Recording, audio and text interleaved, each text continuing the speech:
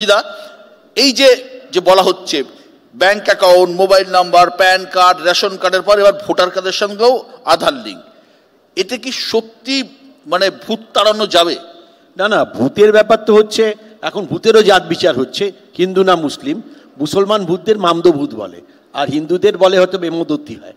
তো এখন সেটা এই জায়গায় চলে যাবে, এই একটা আলোচনা নিশ্চয়ই আমাদের খুব একটা সতর্ক থাকতে হবে। কেননা যে কোনো কিছুই যে কোনোভাবেই শ্মশানের রেসের মতো বিশ্ব চলে যাচ্ছে, কিন্তু হিন্দু মুসলিম একটা জায়গায়, আমাদের একটা জায়গায় কিন্তু যেই জায়গাটা সজলটা নিয়ে যেতে চাইছেন মমতা বন্দ্যোপাধ্যায়, যেটাকে একটা ইস্যু করেছেন, একটা বড় ইস্যু, সেটা it's a real constitutional issue. সেই জায়গাটাকে কিন্তু যদি আমরা লঘু করি খালি হিন্দু আর মুসলিমের জায়গায়, আমরা কিন্তু আসার জায়গা থেকে সরে যাচ্ছি। এখানে একটা কথা বলছি জগন্নাথ, 1 মিনিট। সেই জায়গাটা হচ্ছে এই যে আমি আবার বলছি, আধার কার্ড কিন্তু যে কোনো লোক অ্যাকোয়ার করতে পারে তার কিছুদিনের জন্য এখানে থাকতে গেলে, যেমন প্যান কার্ডও আমাদের সেই ব্যাপার যে কোনো করতে পারে। এই জায়গাটা কিন্তু তার সঙ্গে ভোটার কার্ড এটাকে লিঙ্ক করা, এটা কিন্তু জগন্নাথ চট্টোপাধ্যায়, আপনারা যে কোনো ইস্যুকে ধর্মের মাঠে নিয়ে চলে যাচ্ছেন। চোখ বন্ধ করার কতদিন থাকবো? পশ্চিমবঙ্গের ভোটার তালিকায় বিধানসভা ধরে ভোট বাড়ার তথ্য যদি বলে যে 113টা এমন বিধানসভা যেখানে অস্বাভাবিকভাবে ভোট বেড়েছে, ঘটনাচক্রে সেগুলো যদি মুসলিম ডমিনেটেড কেন্দ্র হয়, বলতে হবে না আর কতদিন চোখ বন্ধ করে থাকবো? এবার প্রাসঙ্গিক কিছু কথনে আসি। ডিবেট শুরু করার মাঝখানেই বলেছিলাম যে ভোটার তালিকা সংশোধন নিয়ে ভূত খোঁজার কাজ তৃণমূল কংগ্রেসের কাছে বুমেরাং হবে। এখনো আমরা ডিবেট শেষ করিনি, 2 তৃণমূলের প্রতিনিধি বলতে শুরু করেছেন যে আধার সিডিং মানি না, তাতে নাকি হবে না। আমি প্রশ্ন করি, একজন সাংসদ আছেন, একজন বড় যুবনেতা, যদিও ভার্চুয়াল মিটিংয়ের দিন খুঁজে পাওয়া যায়নি বলে শুনেছি, তো কি আছে, কোন কার্ড আছে যাতে সিঙ্গেল এন্টিটি দিয়ে ডিডুপ্লিকেশনের কাজ করা যায়? প্রশ্ন উঠছে দিল্লি মহারাষ্ট্রের আগে বিজেপি কেন বলেনি? বিজেপি কেন বলবে? দিল্লি মহারাষ্ট্রের নির্বাচনের পরে মমতা বন্দ্যোপাধ্যায় বলছে, উদ্ধব ঠাকরে বলছে না, সঞ্জয় রাউত বলছে না, শারদ পাওয়ার বলছে না, কেজরিওয়াল এখনো বলেনি, মমতা বন্দ্যোপাধ্যায়। সুমন দা অদ্ভুত, মমতা বন্দ্যোপাধ্যায় নেতাজি ইন্ডোর স্টেডিয়ামে আগুন জ্বালালেন, আপনার সেই আগুন দেখে মৌতাক মনে হচ্ছে, আর মহারাষ্ট্রে নাকি ভোটার বেড়েছে তাতে আপনার ছ্যাঁকা লাগছে। আমার প্রশ্ন হচ্ছে, ডিডুপ্লিকেশন করতেই হবে, ভোটার থেকে ভূত তাড়াতেই হবে, হবে কিভাবে? এবং আমি আজকে একটা অ্যানেকডোট শেয়ার করি আপনাদের কাছে। ব্যারাকপুর চত্বরে সাংবাদিকতা করতাম 20-22 বছর আগে। পার্থদা ছিলেন তৃণমূল কংগ্রেসের নেতা, আমাদের কাছে আসতেন, আর বিস্তীর্ণ কিছু অঞ্চলে, বীজপুর, কাউগাছি পঞ্চায়েত, আমার মনে আছে নামগুলো, তখন এত ইলেকট্রনিক্যালি জেনারেটেড বুথভিত্তিক রেজাল্ট পাওয়া যেত না, এসে দিতেন, ভাই জগন্নাথ দেখো শেষ করে দিয়েছে এক বাহুবলী সাংসদ, ওর বাড়িতে গোছা গোছা এপিক কার্ড। আর আজকে পার্থ বিশ্বাস, সেই দলের প্রতিনিধি পার্থ ভৌমিক, তাকে বলছেন যে কিভাবে ভোটার তালিকা, আরে কালকে আপনি পার্থ বিশ্বাসের প্রতি পার্থ অবিশ্বাস। এবং ওই কাউগাছি, ওই বীজপুরে এখন আমার দলের প্রতিনিধি যারা, তারা পার্থদার বিরুদ্ধে অভিযোগ জানাতে আমার কাছে আসেন আর বলেন লুটে নিচ্ছে দাদা, লুটে নিচ্ছেন, আমরা এক তৃণমূল কংগ্রেস 980। এই হচ্ছে পশ্চিমবঙ্গের ভোটের বাস্তবতা। এবং সেই কারণেই আধার সিডিং একমাত্র পথ। মমতা বন্দ্যোপাধ্যায়ের সফল আন্দোলনকে মেনে নিতে হলে তৃণমূল কংগ্রেসকে আমরা আহ্বান জানাচ্ছি, আসুন বায়োমেট্রিক চোখের মনি দেখিয়ে ভোট দেবেন, যদি মানেন হ্যাঁ বলুন। দেবাংশু প্লিজ শুনবো। মনি দেখিয়ে ভোট, কান দেখিয়ে ভোট, নাক দেখিয়ে ভোট, আমি আসি একটা কথায়। তার আগে আমি বলি, একটা কথা বারবার আসে আমার মনে, আজকে এটা একটু ক্ল্যারিফাই হওয়ার দরকার বাংলার মানুষের জন্য, কারণ খুব বাজে ক্যাম্পেইনটা হয়তো, যে মমতা বন্দ্যোপাধ্যায় ইমাম ভাতা দিচ্ছেন মুসলমান অ্যাপিজমেন্টের জন্য ইত্যাদি কথাগুলো, হয়তো একটা ইতিহাস আজকে আমাদের জেনে রাখা দরকার। ভারতবর্ষ পোলিওর বিরুদ্ধে যুদ্ধ করছে অনেক দিন ধরে, গোটা পৃথিবীর যুদ্ধ, কারণ পোলিও ফ্রি একটা দেশ আমরা সবাই চাই। লাকিলি আজকে আমরা একটা পোলিও ফ্রি কান্ট্রি।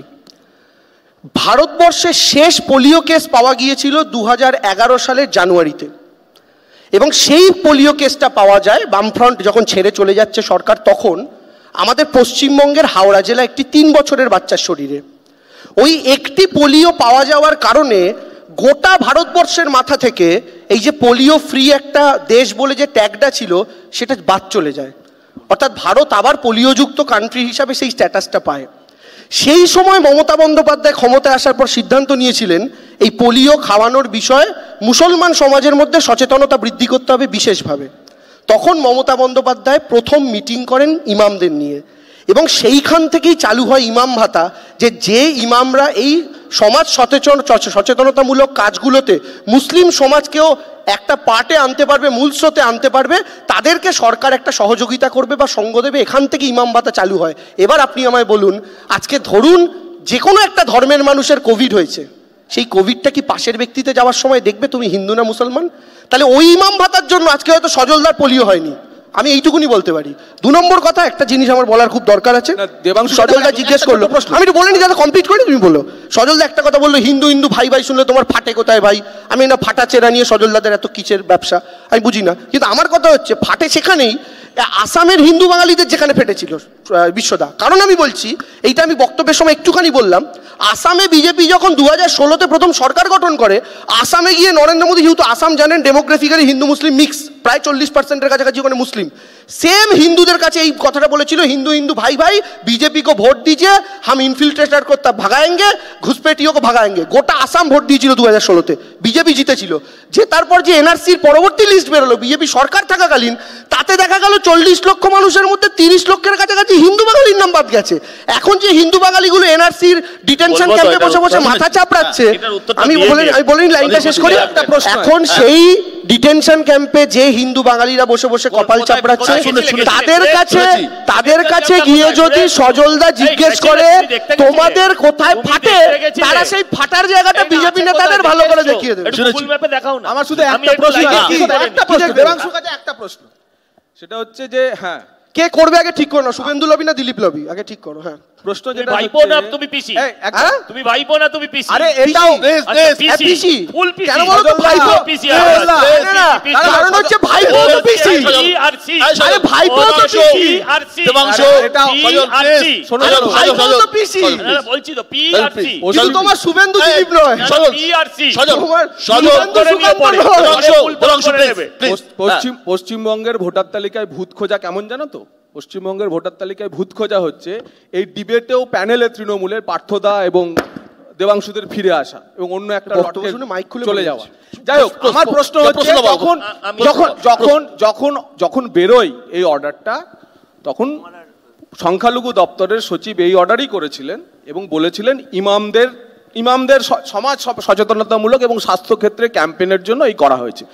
কোর্টে যখন চ্যালেঞ্জ হয়, এখন আর রাজ্য সরকার কিন্তু বলে না আমরা ইমাম ভাতা দিই, বলে ওয়াকফ বোর্ড দেয়। যাই হোক, জানে না। ঠিক, দ্বিতীয় বিষয় যেটা হচ্ছে, সরকার দাবি করে না। দ্বিতীয় বিষয় হচ্ছে, ভাই যতক্ষণ পর্যন্ত এই ডিবেট চলে, এখন তো গুগল বাবা আছে, একটু খুঁজে দেখো তো বাবা, যদি দেখাতে পারো যে পশ্চিমবঙ্গের একজন ইমামও, একজন কোথাও পোলিও টিকার ক্যাম্পে গেছে তা নয়, একজন ইমামও বিবৃতি দিয়ে বলেছে যে পোলিও টিকা নিন।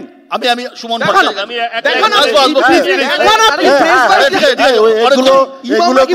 পাওয়া যায় না, বিজেপি তো গুগল খুঁজে দেখান একজন ইমাম বলেছে পশ্চিমবঙ্গে, এগুলোর জন্য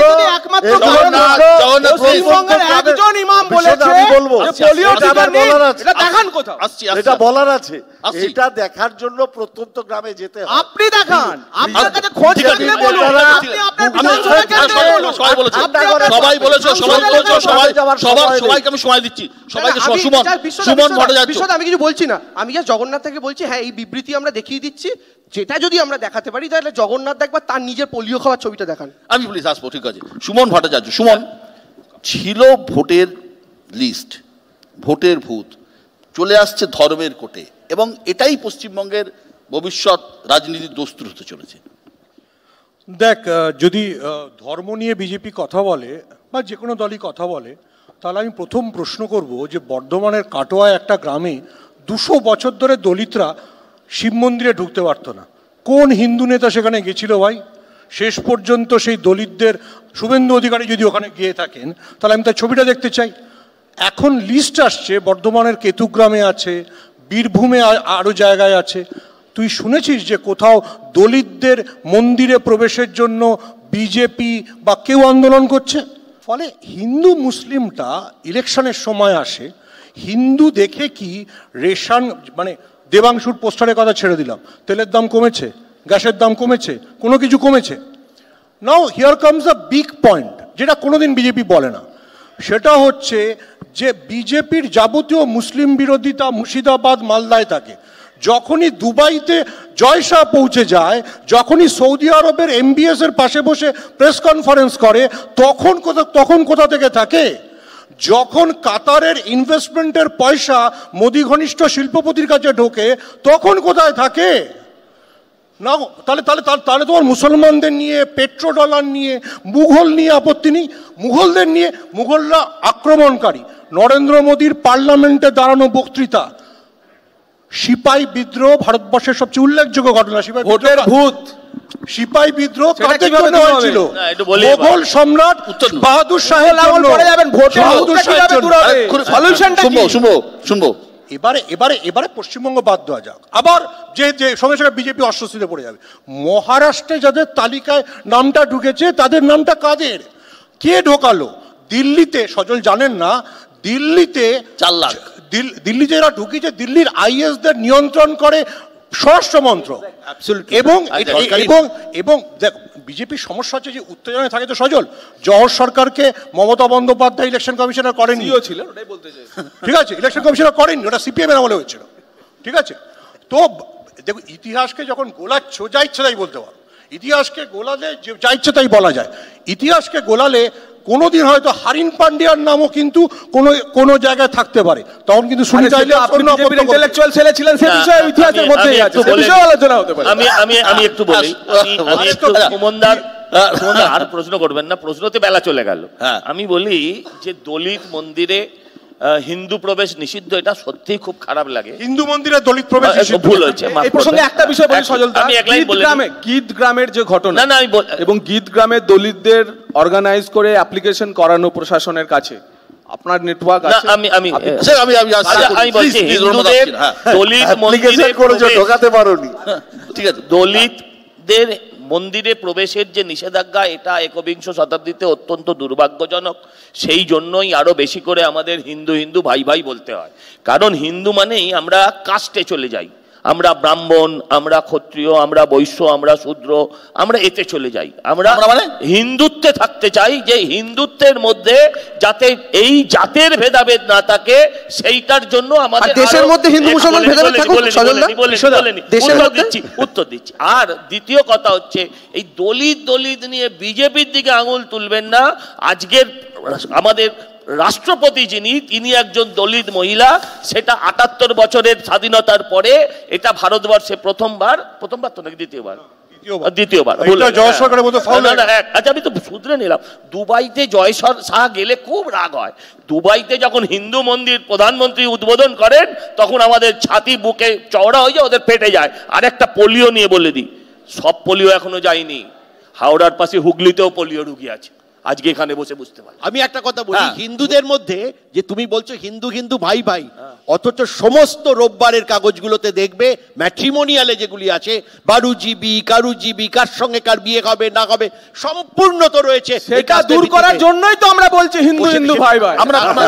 সেটা তো বিজ্ঞাপন আপনি দেন, আর আমরা তার প্রচার করছি উল্টা, যে হিন্দু ভাই ভাই দাঁড়িয়ে আছে কাস্টিজমের উপরে।